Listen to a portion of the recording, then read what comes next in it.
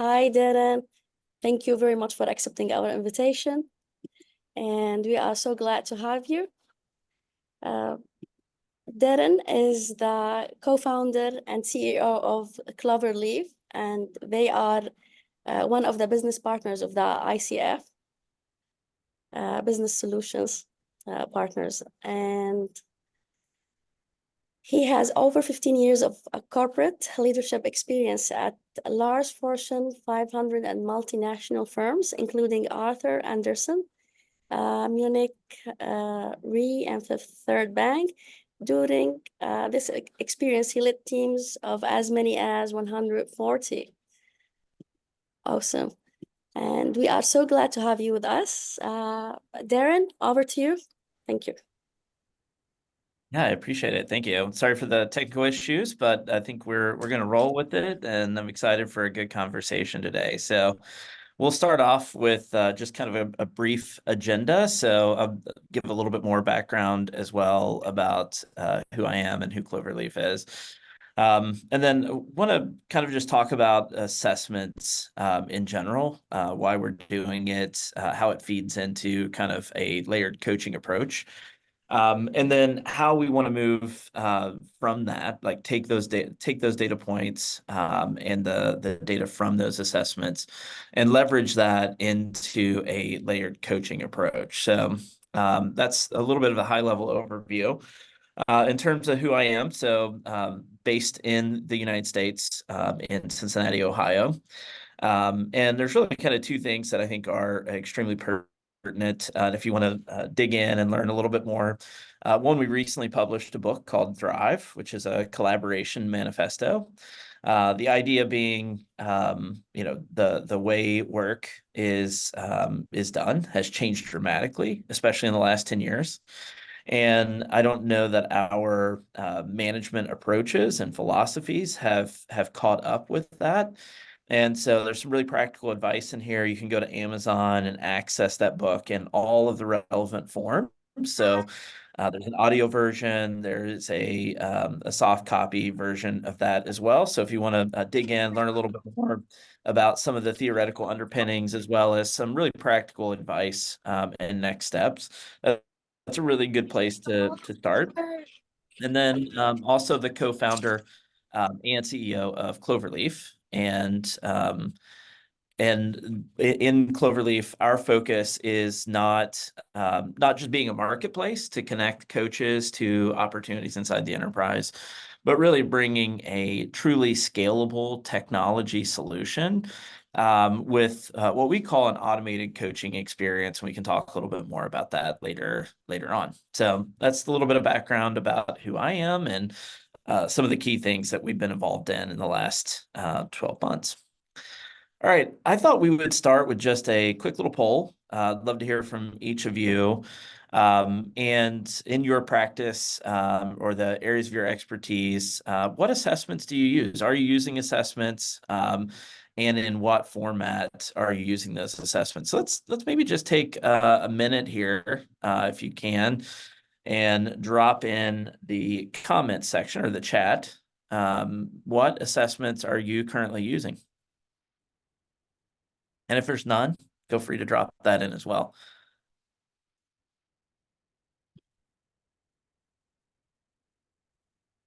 Okay, I see Hogan in here. Yep.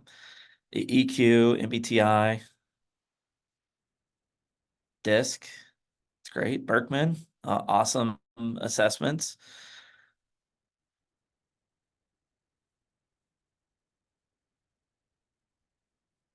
Give another 10 seconds or so. EQ, yep. Gallup, Clifton Strengths, a great tool as well.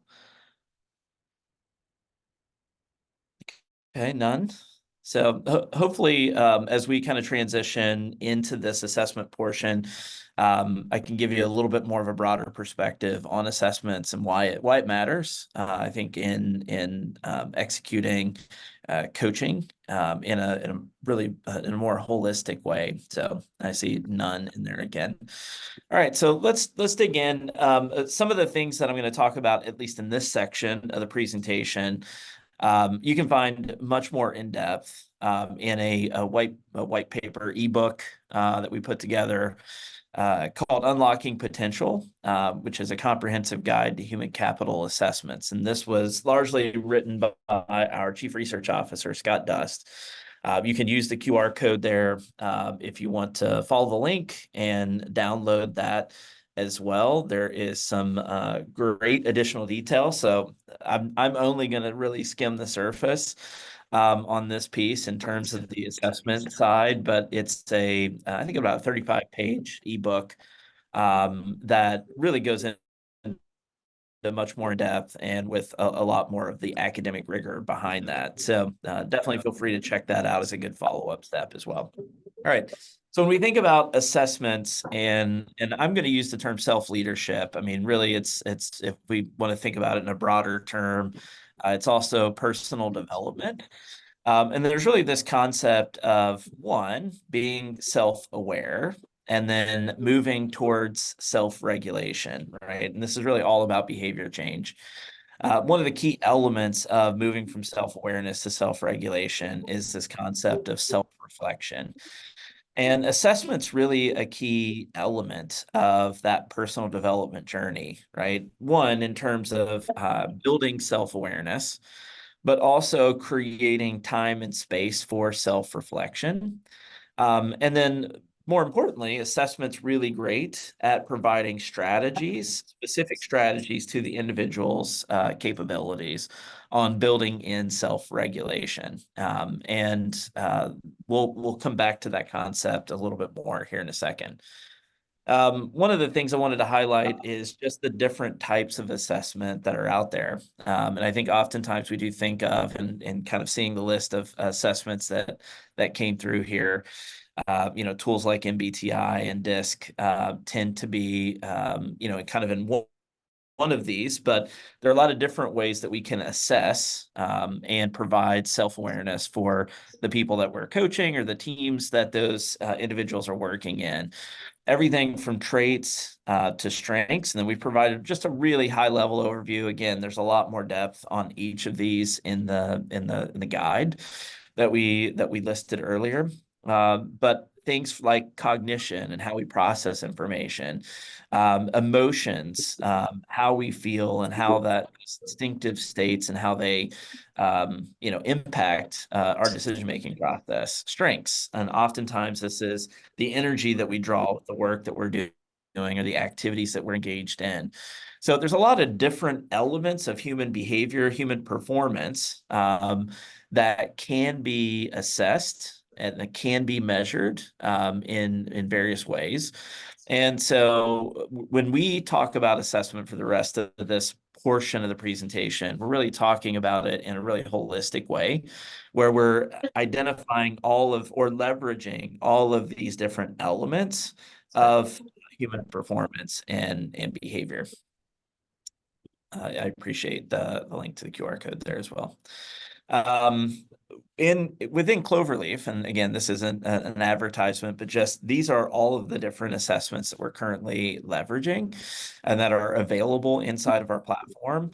We're also adding 2 new ones this year, which includes 6 Seconds, which is an EQ assessment, as well as Insights Discovery. And you might be aware or familiar with those as well. But again, the focus is providing a broad spectrum or range of assessments that can be used at different points in time based on the needs or the specific things that we're trying to measure or affect. So let's talk about why, in more detail, why assessments are important. So one of the things is we really want to start with the outcomes that we want to impact. And this is a bit academic, but I think it's important to identify or think through this in the concept of coaching and outcomes and building performance.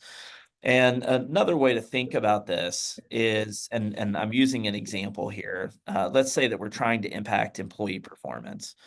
That is truly the dependent variable in this equation.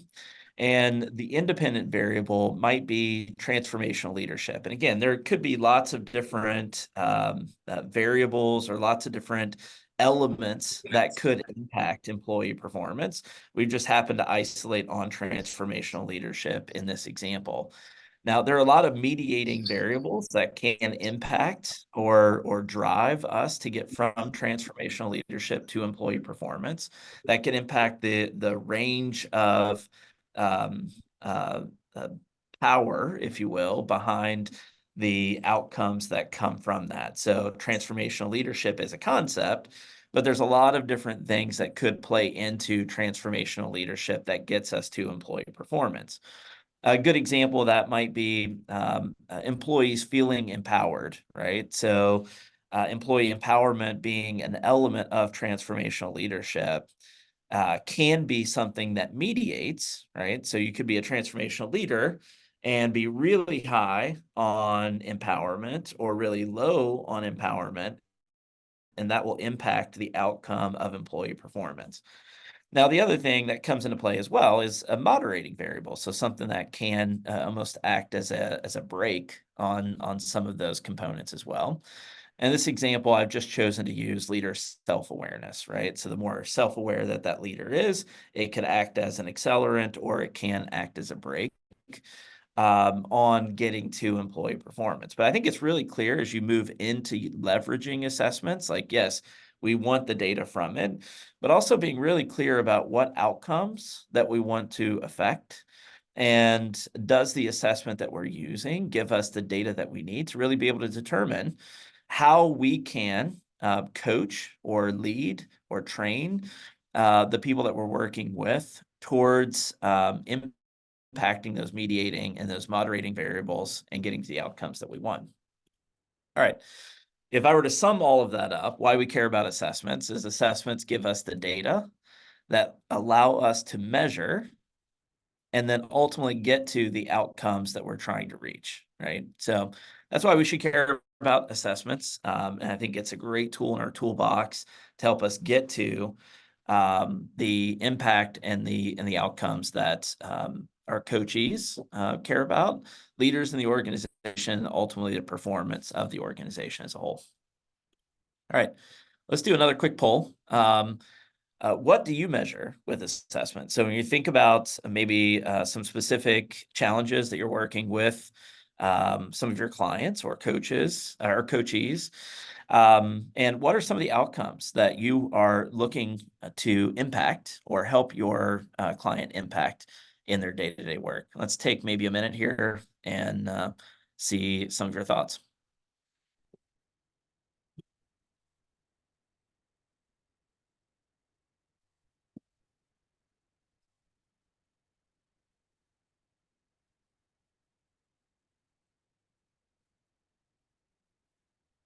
Wow, that's very specific. That's great. So helping students and adults with ADHD discover and or validate their career path. That's amazing. Great work. Talents and emotional awareness. I see the productivity measures. I'd be interested to know, you know, how do they quantify productivity? There's a lot of different ways that can be impacted. Strengths, yep. So I see a lot of votes here for strengths. That's great.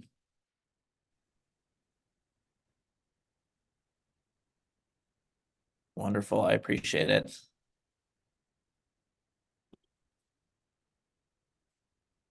We have more answers, values, alignment, motivations, triggers. That's great. Yeah, I see lots of votes here on values as well. So strengths, values, behavior, personality, a lot of different elements. And I think those are types of assessments, but I would want us to think about, right? More specific outcomes, right? Those are approaches to get there. You know, understanding strengths can be a driver towards leadership effectiveness, or they can be a driver towards building trust, or they can be a driver of team performance. And so working backwards from that and identifying those specific elements that can be a moderator or a mediating component to help us get to those outcomes, I think is really important. All right, let's shift gears a little bit. Now that we've kind of talked about these assessments being really a data collection tool that help us get to the outcomes that people are hoping to develop and hoping to achieve. The next piece I want to talk about is how do we actually translate that into a coaching experience? So, and this is, obviously a very rough diagram, but one of the things I think about is performance over time, and I think this is something that we're all working hard to help our clients deliver on. And oftentimes, I think we end up with cycles that look something like this, where we have a coaching session, maybe it's once a month, once every 2 weeks.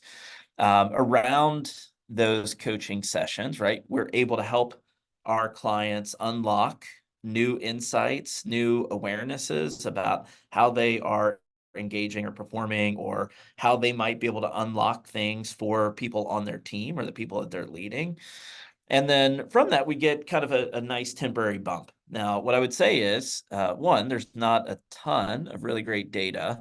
And I actually do have, if anyone wants to message me directly, I have my contact information at the end.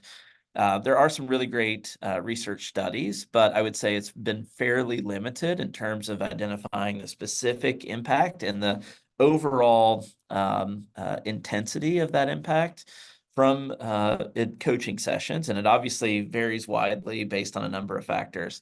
But I think this in general kind of characterizes the experience that we have is we have that coaching session. There's an initial bump. And then over time, people revert back to some sort of mean. Hopefully it's a higher mean than where we started. But over time, we kind of go through these cycles.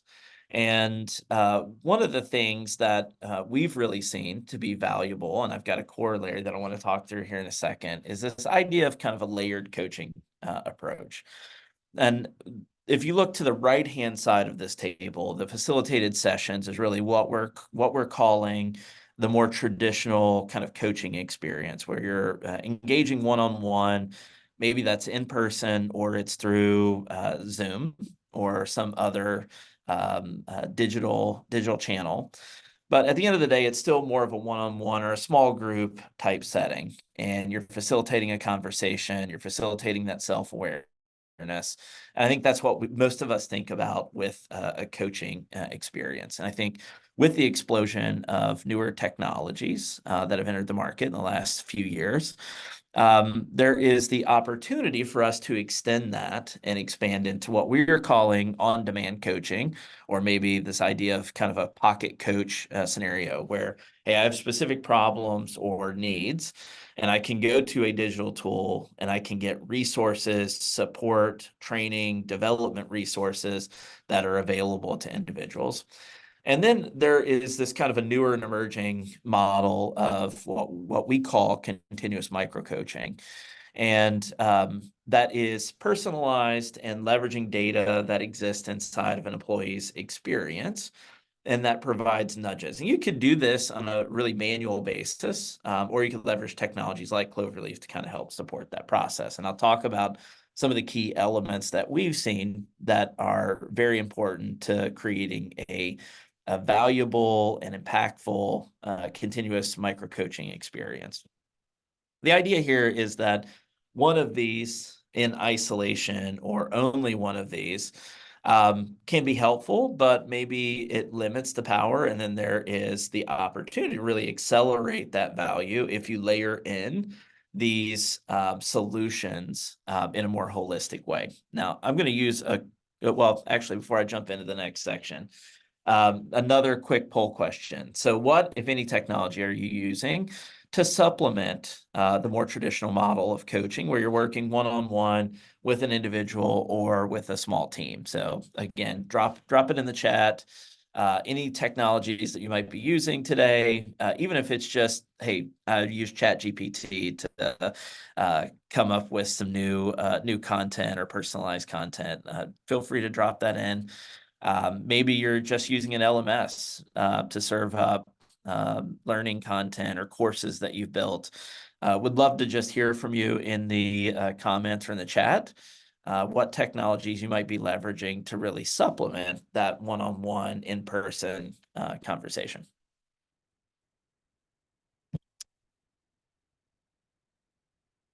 All right, assessments to help identify the barriers. Okay, that's great. LMSs and ChatGPT. ChatGPT cards. Okay. Yep. And again, it doesn't have to be digital solutions, right? So I think cards or more traditional kind of offline approaches can be very very helpful as well. Any other thoughts?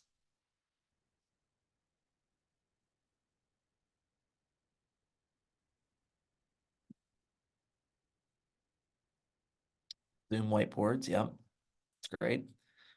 And again, the offline variations, right? Just a blank sheet of paper, or just an actual whiteboard in a room if we're lucky enough to be in the same room with them. Chat GPT, yep. Notes, excellent. All right.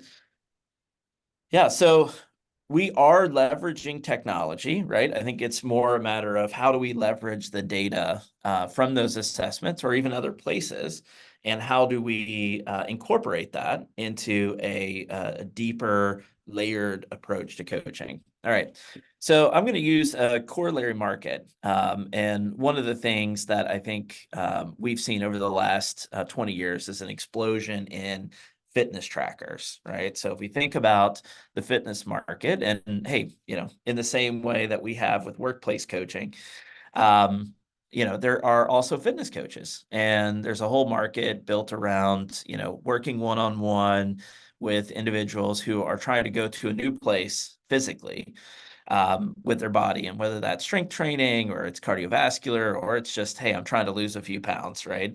These are all things that people have used a coach for in the past. And I think in the same way that I think technology can feel threatening in a workplace coaching scenario, I think in that fitness market, those folks who are using more traditional fitness coaching or lifestyle coaching could have felt threatened in the same way that maybe we feel threatened in the coaching industry, the workplace coaching industry today. And one of the things I thought would be good is just to think about the perspective of the global fitness tracker market, right? Very rapid growth over the last couple of decades. And the interesting thing is it is forecasted to continue to grow at a really high rate. So almost 20% year over year. And you can see, hey, maybe what might have started with just kind of the, Fitbit as one of the leading edge fitness trackers has really we've seen an explosion in different segments within that, right? So there's not only fitness bands, but there's smartwatches. And I think many of us probably even have an Apple Watch or maybe an Android version that from Samsung or another manufacturer. There's also smart clothing now and smart glasses, other types of activity monitors, right? So we found more and more ways to leverage technology to collect data on human performance, how the body works, how the body is responding to interventions. And because of that, it actually has created an explosion in opportunities, not just in the traditional fitness tracking market, but it's also an accelerator when we think about the global virtual fitness market, right? So, and this is more thinking about this now in the more traditional sense of one-on-one fitness coaching, as well as group coaching, right? And the same thing could be said with things like Peloton or other tools for at-home fitness. And in the same way that the fitness tracking or the activity monitoring technology hasn't cut into that market, I think the same thing could be said for the workplace coaching market, right? So as more and more technologies come into the market that allow people to truly quantify the impact of coaching, they can actually see their development in real time. In an example with our own personal fitness, people will be able to see that in their own personal professional development, not just in isolation in the fitness side. So the nice thing here, and the interesting thing too, is if you look at that on the previous slide, right, the technology, the global fitness tracker market is growing at just under 20% year over year. But if you look at the actual virtual fitness market, right, the growth rate there is over 30% year over year. So what that tells us is technology and the data that comes from that technology can actually be an accelerator on the market for more traditional coaching solutions. All right.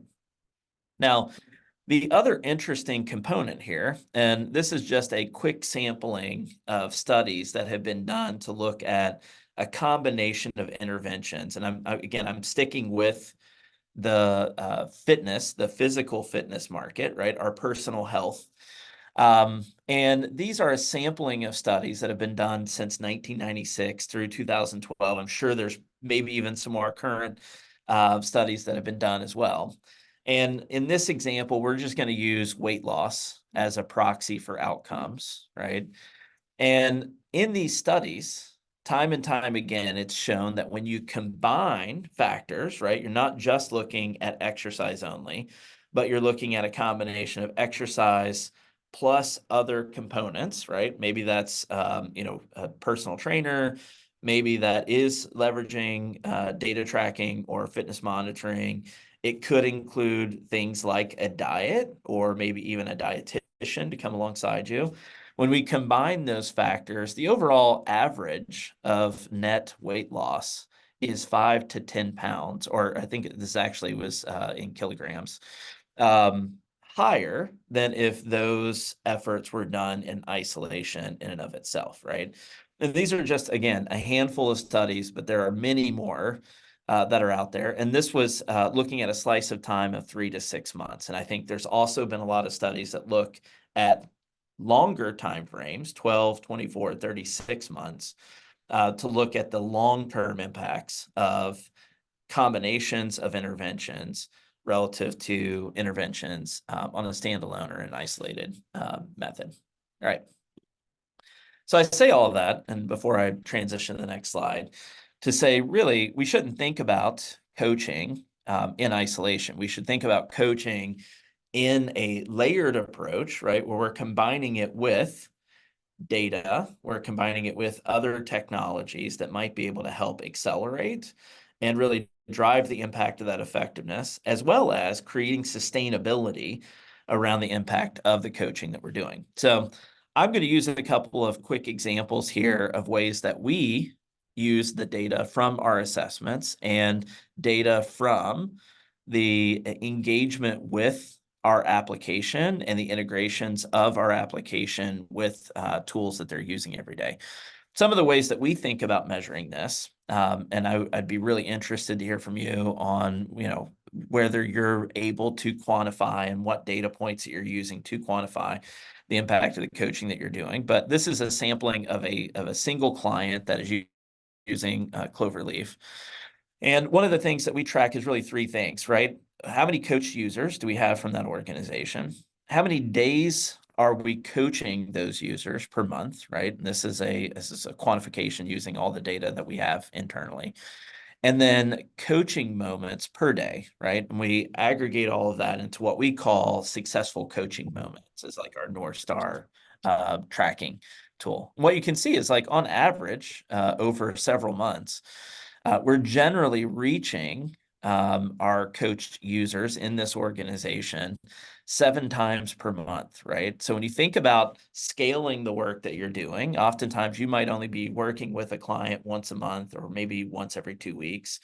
So the idea that you could reach someone 7 times over the course of a month probably feels like a luxury. And then in addition to that, those coaching moments per day, right? We've generally been averaging in the range of 3 per day. So over the course of a month, that's 21 times on average that we're having an opportunity to provide an opportunity to improve or coach or train or develop the people that we're working with. So that's one way that we leverage data to kind of take that to the next level. Another thing that we do is with all of the micro coaching that we deliver, we also have a feedback loop. So we ask people, hey, was this helpful in your day-to-day work? How was it helpful, right? Did you learn something new? Will you do or think something different, right? And about 50-50 are saying, hey, this just feels right, versus the other half are saying, hey, that coaching actually helped me learn something new, or I have an opportunity now to put that into practice in my day-to-day work. And so again, these are data points that oftentimes as coaches, we can't, we often, without the help of technology, right, can't bring this level of quantification to the task. So these are just a couple of examples of how we're using it, but there's a lot of other ways that we can do it. So let's talk about that, right? You can do this on your own, right? In a lot of different ways, and this concept of nudges. So if you're working one-on-one, and again, we can leverage tools like ChatGPT, and I saw a couple of folks put that in the chat, to take some of the key insights, maybe from our notes as we're in a session. Obviously, we can strip out any of the personal information, but we can run it through and say, hey, what are some key points of reminders that we push out to people ايش بشر اليوم in الاخبار between الطيبه. sessions? Oh, I'm just going to ايش كنت mute. معكم؟ Yeah. So this concept of nudges, right? How can we continue to remind people on some of those key goals and some of the key activities that we've worked through together that they want to practice, right? It creates a level of accountability. It's those reminders. We want to find ways to make that small and digestible, right? It's not the big goals that are 6 months or 12 months down the road, but it's what are those small practices and activities that you've worked with your coachee, and that you can offer these reinforcing shots or reminders to help kind of nudge that behavior in between times. And you can leverage a ton of technology, not just ChatGPT. You can use tools like Zapier or spreadsheets to integrate or push out and provide a more technical experience without investing in some of the tools that are on the market. The other is not just that it's self-focused. I mean, I think we've kind of focused most of this conversation on the individual, right? Even when we talked about the assessment, oftentimes we're thinking about the individual. But the reality is that individual is only successful when they better understand the people that they're leading or working with as well. And so think about ways that you can incorporate coaching and assessment, right, on the others that are important to those people's professional success as well. So always be thinking not just in self, but also their interactions with the people around them. And then the last is obviously heavy focus on being action-oriented and positive. What are those small ways that people can put things into action today? And leveraging kind of some of the key concepts of positive psychology in that as well. All right. So if we bring it back to some of the assessment stuff that we talked at the beginning, right? We think about, again, employee performance being the outcome that we want to impact, and transformational leadership might be the thing that we are focused on to develop as a gateway towards employee performance.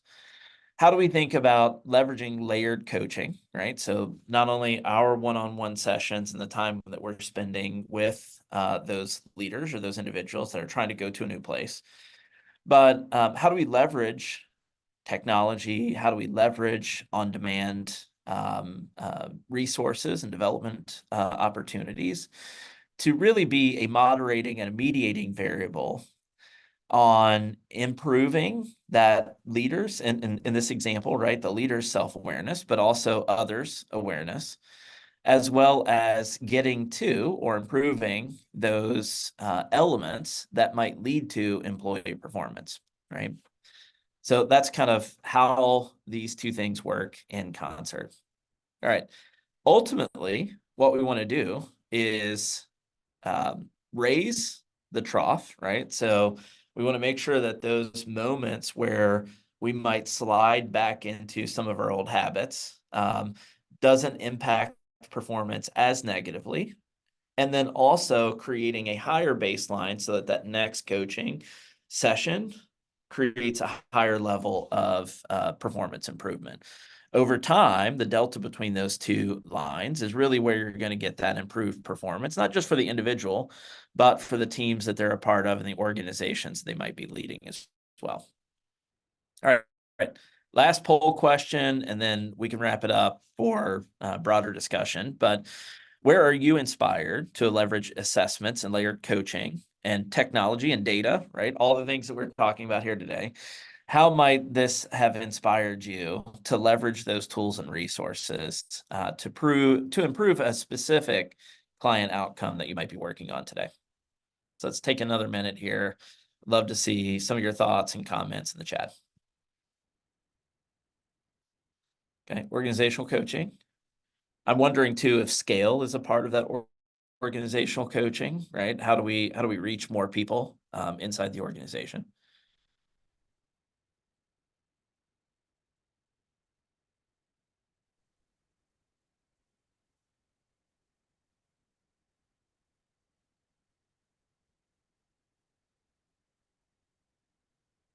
And think specifically about some of the outcomes that the goals and objectives of some of the individuals that you're working with or the teams that they're a part of, right?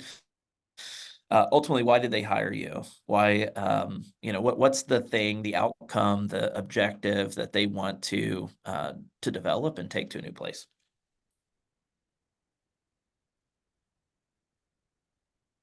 Okay, so performance improvement, that could be sales. It could be higher level qualities of code or delivery, faster delivery on the code and the product development cycles. Team discussions, okay. Love that. Taking the same assessments for better communication and performance. So one of the things that we talk a lot about in our book is collaboration. There's a lot of variables that lead to better collaboration, right? Communication is one of those things, and I think that is clearly borne out. The better you can collaborate, the better the creative outcomes and the performance of the organization. So love that. Very much in line with some of the key concepts that we that are outlined in the book. Yeah, Kat said something about parents hire me to help them become centered, collaborative, and connected caregivers. One of the inspired. Nice. Yes, parents. Okay. Love that. And I'd be interested in, and maybe we're at the end of our, so I'm just going to leave this up here in terms of if you have, and really open it up for discussion. I do want to offer a free trial here, and I've also put our website address and my email address in here as well. So if you have more specific questions, feel free to message me. But Kat, I think maybe if you feel comfortable coming off mute and maybe talking a little bit more. I'd be really curious when you think about children, specifically with ADHD or other learning disabilities. How are you thinking about quantifying, or how are you thinking about leveraging technology to improve specific outcomes and measuring those outcomes? Kat? Yeah, so one of the, can you hear me? Yes, yes. Okay, cool. My microphone keeps fritzing out on me. So one of the things that parents of ADHD kids that I deal with come to me with is a real sense of feeling lost, feeling alone, feeling like they don't know where to find resources and community. So my goal is to use a variety of tools to help them stay connected, to provide what I think you were calling like micro moments, whether it's through emails or having like open Voxer hours or something, but where there's a more constant connection as opposed to just weekly or bi-weekly 45-minute sessions. So I think that's kind of where I'm looking at. Yeah. And do you have a way to really quantify kind of that progress over time? I mean, I'm sure parents, they can see that and they, have a lot of the like, um, softer kind of measurements of that development process. But has this made you think any differently about what data, could you leverage and what technology might help support? It's made me think that I need to think of what data I could quantify, because I'm not really sure yet, but I can see where it would be beneficial to have something that yeah, was a little more, because you're right. I get a lot of the softer kind of um, testimonials and stuff, which are great, but it doesn't put it into any kind of Yeah, quantitative sure. data, I also see Sarah not mention creating a really. supportive culture, So and yeah, I'd be, definitely got me thinking about it. oh, sure, sure. Thank you. I also see, Sarah, you wrote creating a supportive culture at work. I know that's always a challenge, right? How do you quantify culture? And oftentimes I think we use employee engagement surveys or other employee listening tools as kind of a proxy for that. But I'd love to hear, if you found some really interesting data points or ways to kind of measure that culture change over time. Hi. Thank you, Darren. Thanks, everyone. So, lately, since my last year at work, I work in a consulting firm, and I've noticed some of the new joiners like having a hard time to cope, or having a hard time to express how they feel when they don't know something. And usually, even when the other colleagues are welcoming, or the leads, they tell them you can ask questions anytime. Sometimes you have to approach people. You have to tell them it's that even when you don't know what to say, um, uh, there's someone else who knows what you're going through. And especially at work, because everyone thinks that they have to be very professional, or that they can't really express how they feel. But I'm glad to say that I've helped and kind of uh, suggested to create a community where we can meet with anyone who wants to talk about what they're going through, either at work or out of work, you know. And they've also initiated giving and taking coaching courses, um, and also coming from different culture, a different culture of work, a culture as a personal life. So these things come sometimes as a challenge, but it's important to let people around you know that it's okay to be a bit different, and it's okay to express as well. Certainly. Yeah. I mean, I think a big part of what you're talking about is kind of having a trusting environment or a psychologically safe environment. Exactly. And, Exactly. I would also be interested to know if you have a way to really be able to identify that with the teams that you're supporting and leading and developing. Have you found any really good data points or ways to kind of measure that over time? So yes, good question actually. So once the colleague completes the coaching course, they add it as a signature under their emails, and this way, you give a statement that um, you can approach me, or even like after the initial onboarding session of new joiners, we kind of state that you can approach this person, you can approach this team, and they will help you figure out whatever well mental well-being issues you're having.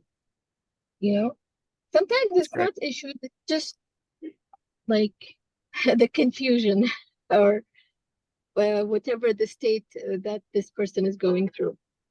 Certainly. Yeah, so I'll open it up for other questions. I mean, I didn't mean to put people on the spot here, but would be happy to take any questions that others have.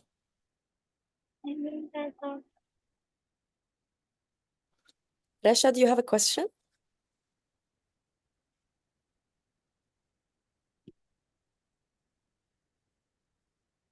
No, sorry, It's okay.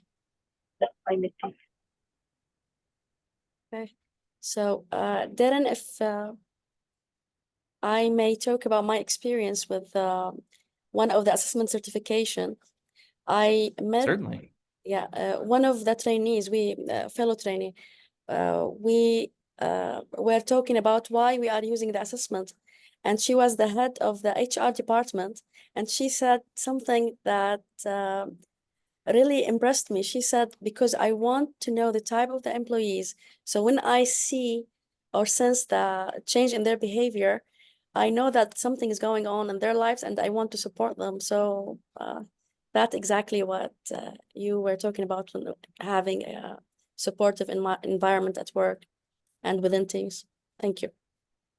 Yeah, no, and I think that's a really good point too, because I mean, I think that's one of the great things that assessment or data, you know, regardless of what form that data gets to you in, is it gives you an opportunity to really identify those changes that are occurring, right? And to be able to bring resources and support to a particular area of your company or a team or an individual, right? That might need it. You know, there's constant change happening in our organizations and in our lives, and finding a quick and easy way to really be able to identify those things and bring the support and resources needed at the time and at the place that it's needed, I think is a critical need. Thank you. There is another question from Sarah. How would this apply for coaches who might not want to do an assessment, especially with one-on-one coaches? Yeah, certainly. I mean, I think, again, you know, I think there's a lot of different ways that you can collect data. I've focused on assessments here, right? But I think there's a lot of other data that exists inside of our enterprise, inside of the teams, the organizations that we're on. You know, Microsoft's Viva product does a really good job of summarizing some of the key data points of how we engage and interact with each other on a daily basis. And, you know, even leveraging that kind of data that isn't maybe what we necessarily think of as traditional assessment data, but it can oftentimes point to clues or be an indicator of certain things that are happening inside the organization, whether both positive and negative, right? That we either want to kind of help support, nurture, and accelerate, or that we might want to bring some interventions and, you know, kind of intercept and redirect. So I don't think it has to be necessarily an assessment in the traditional sense of like MBTI or DISC or Hogan or Berkman. But I think the key thing here is, how do we leverage data? Where does that data exist? And I think there has been an explosion of quantifiable data on how we're working, how we're engaging, how we're interacting with each other, that I think we can tap into to really support what we're doing, either at an individual level or with a team and an organization. And so I didn't mean to overly fixate on the assessment side of this, right? Because I think there's a wide range of perceptions around assessments. I think assessments is one way that you can get data. Even 360s, right? I mean, it's a form of assessment that might not necessarily be a specific, you know, a specific item that was mentioned in kind of our listing. It's still a data point, right? And it's different perspectives that can lead to self-awareness, others' awareness, and then ultimately better outcomes, right? So that self-regulation or that behavior change. So yeah, I think there's lots of ways that you can do it outside of assessment, but I think the key is having some way to quantify and leveraging the data that does exist inside the organization to improve outcomes. Well, I do want to just highlight or mention again, so I'll put in chat my email address, which, you know, feel free to message me if you have other thoughts and maybe you just don't want to share in a forum like this. And then I'll also include our website. So if you have any other questions just about kind of the products and services and how we offer that or how we support coaches or organizations, that stuff is on there as well. Again, feel free to reach out to me directly if you'd like, or if you just want to explore on the website, that's fine as well. Yeah, but sorry, Darren, you shared direct message. Let me reshare or Oh, thank you. Sorry. that's I really appreciate everyone's time today, though. Good, engaging conversation, and hopefully you found it to be valuable. Thank you very much for joining us. Thank you, everyone, for joining us as well. And we hope to have you on another webinar, Darren, in the future. I appreciate it. Thanks for your time. Thank you. Thank you very much, everyone. Okay, I'm gonna stop the recording.